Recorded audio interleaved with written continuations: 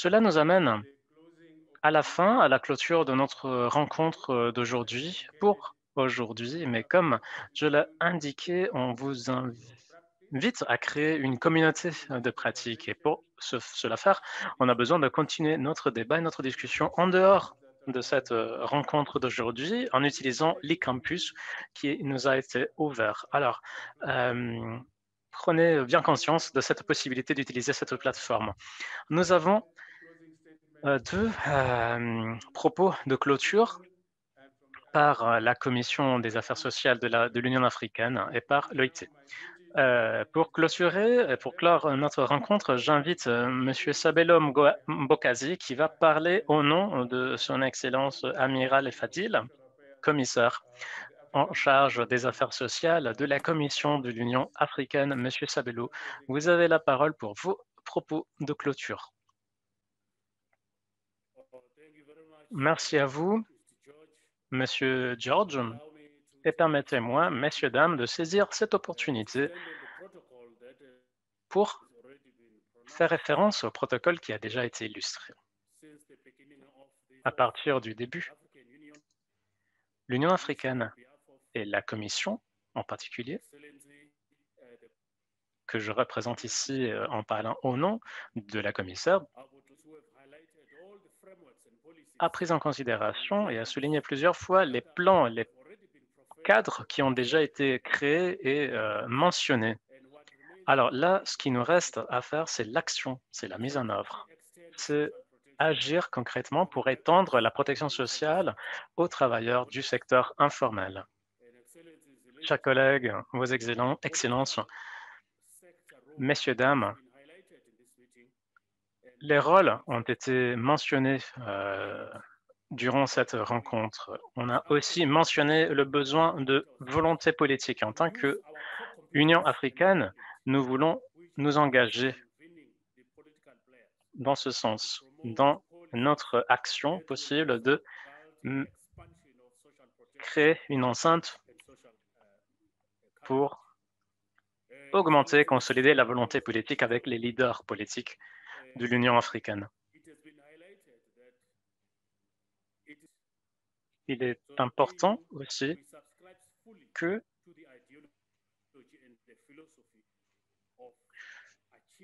tout le monde s'engage dans la création et la réalisation de ce contrat social qui prévoit l'extension de la protection sociale aux travailleurs qui travaillent dans le secteur informel.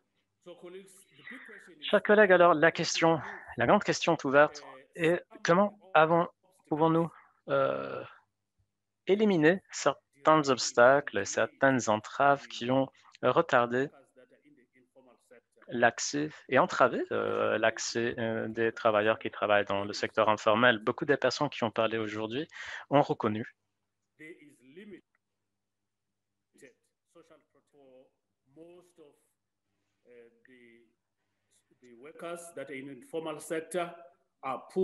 que beaucoup des travailleurs qui travaillent dans le secteur informel se trouvent dans des conditions de pauvreté et de vulnérabilité accrue et ont du mal à accéder aux différents régimes qui ont été mentionnés. Et, monsieur le modérateur, on a aussi dit que la plupart des travailleurs, de ces travailleurs, ne sont pas présents et impliqués dans les débats, dans les enceintes de prise de décision politiques. Alors, on invite tout le monde à organiser des possibilités et créer des possibilités pour intégrer la voix de ces travailleurs et les faire asseoir à la table de négociation pour amplifier aussi les possibles effets positifs. Cette intervention va être utile même après la pandémie de COVID-19. Et une question qui reste encore ouverte, est-ce qu'on va continuer à parler ou est-ce qu'on va commencer effectivement effectivement commencer à prendre des actions?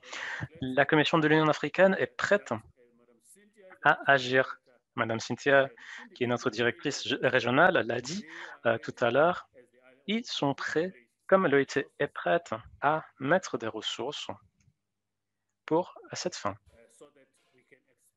pour arriver à avoir une expansion de la couverture de la protection sociale pour les travailleurs du secteur informel. Je vous remercie, monsieur le modérateur. Et félicitations à vous et à vous tous et toutes et à l'OIT pour le succès de ce dialogue très enrichissant d'aujourd'hui. Merci à vous, Monsieur Sabello. Merci aussi pour le partenariat et la collaboration très riche entre l'Union africaine et l'OIT qui est historiquement très solide. Merci d'avoir été avec nous aussi aujourd'hui. C'est un plaisir maintenant pour moi d'inviter la directrice générale, assistante à la directrice générale et directrice régionale pour l'Afrique de l'OIT, Madame Cynthia Samuel Olonjouan. Madame Cynthia, vous avez la parole. Merci, monsieur le modérateur. Permettez-moi de remercier tout le monde, toutes les personnes qui ont pris part à cette rencontre aujourd'hui, les personnes qu'on a vues dans leur visage, les personnes qu'on n'a pas vues, mais dont on a lu les remarques ou les questions dans la chatbox. Permettez-moi aussi de remercier tout particulièrement tous les panélistes et toutes les intervenantes et intervenants de toutes les institutions qui ont pris part à cette rencontre, le Fonds monétaire international, la Banque mondiale et les autres partenaires et les autres institutions présentes, qui sont partenaires avec l'OIT. Ce sont des collaborateurs, des partenaires stratégiques pour l'OIT, pour la protection sociale, dont l'engagement est nécessaire pour arriver à notre cible de 40% de couverture de protection sociale en Afrique. Ces partenaires sont la Banque mondiale, et la discussion très riche que j'ai eue avec l'équipe et des collègues de la Banque mondiale et avec lesquels on a rebondi sur l'importance d'augmenter la protection sociale et de prendre des actions en Afrique. C'est une partie importante de notre marche à venir et on sera bien ouvert et on gardera nos portes ouvertes pour accueillir d'autres partenaires à l'avenir pour travailler à ce domaine prioritaire. Bien sûr, le PNUD, l'Union africaine aussi sont d'autres partenaires très importants. Vous l'avez lu dans l'invitation. C'est une initiative de l'OIT en étroite collaboration avec l'Union africaine et le PNUD. Et pour rebondir sur ce que M. Sebello vient de dire, le représentant de la commissaire de l'Union africaine, la relation entre l'OIT et l'Union africaine est basée sur le soutien vis-à-vis de l'Union africaine pour concrétiser ces politiques qui pourront d'avancer dans le développement durable de manière inclusive dans plusieurs domaines. Et pour le faire, comme le modérateur l'a dit, on aura besoin d'avoir une collaboration encore plus étroite sur ces domaines clés qu'on a identifiés comme priorité en Afrique. Permettez-moi aussi de remercier les ministres qui sont présents, qui ont été présents aujourd'hui, les ministres des Finances, les ministres en charge du travail, de la protection sociale et nos partenaires sociaux qui étaient et qui sont présents ici à des hauts niveaux dans le continent africain. Ces questions que nous avons discutées aujourd'hui ne sont pas seulement des débats ouverts suite à la COVID-19, c'est parce que au mois de décembre 2019, nous avons identifié l'extension de la couverture de la protection sociale comme l'une des priorités clés. Et vous avez demandé l'action et la collaboration de l'OIT. Et ce que nous faisons aujourd'hui fait partie de cette assistance et de l'action que nous avons choisi de vous accorder parce que nous vous avons pris au sérieux. On a parlé et de continuer de parler sans concrétiser. Cette rencontre a le but de concrétiser, d'aller vers des actions concrètes.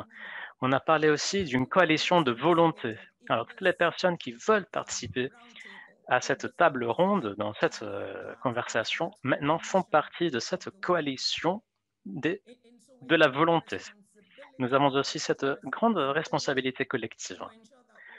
Assurer que ce que nous avons décidé, ce que nous avons discuté, ce que nous avons identifié comme la meilleure marche à suivre, et voilà que nous fassions tout ce qui est faisable de point de vue des ressources humaines, financières et toutes les autres ressources pour que cela devienne une réalité, pour concrétiser tout ce que nous sommes en train de dire. Moi, je me suis engagé au nom de l'OIT que nous allons fournir des fonds. L'OIT n'est pas une agence de financement. L'OIT n'est pas la banque de développement africain qui parle en termes de milliards de dollars, ou bien la Banque mondiale, ou encore le Fonds monétaire international. Mais en vertu de l'engagement qu'on a pris, on parle d'ici 2025. On veut créer la base pour travailler, pour arriver à réaliser ce que nous avons dit. Alors, c'est pour cela que nous créerons un financement de démarrage. Et nous allons travailler en collaboration avec le FMI, la Banque mondiale, le PNUD, la Banque de développement africaine et tous les autres partenaires afin d'assurer qu'il y ait la coordination nécessaire, la synergie nécessaire, la collaboration intersectorielle nécessaire qui nous permettra d'arriver à ces résultats. Comme je l'ai dit tout à l'heure, 4 ans n'est pas beaucoup pour passer de 17,8 à 40%. On n'a pas le luxe du temps, mais ce que j'ai vu, et je l'ai vu démontrer aujourd'hui, est l'engagement. Et ce que j'ai vu démontrer aujourd'hui est une compréhension claire. Les choses doivent changer, non pas parce que c'est une responsabilité sociale, mais aussi pour les questions, les autres questions, les autres bénéfices, les autres profits et bénéfices en général. La sécurité, par exemple, au niveau de la nation, au niveau des sous-régions, au niveau du continent tout entier, même au niveau global et mondial. L'un des principes de la déclaration de Philadelphie est que la pauvreté partout est une menace à la prospérité partout. Alors, il s'agit là des impératifs qui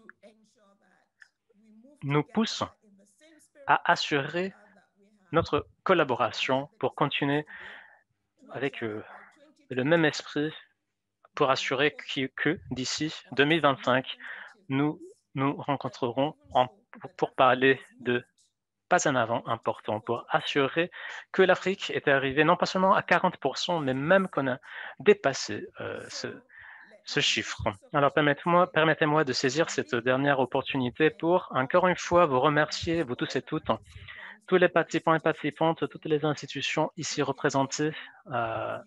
On va être en contact avec vous et c'est sûr, l'année prochaine, nous allons avoir notre table ronde 2022 où on va faire le contrôle et l'évaluation sur les progrès effectués. Merci à vous tous et toutes.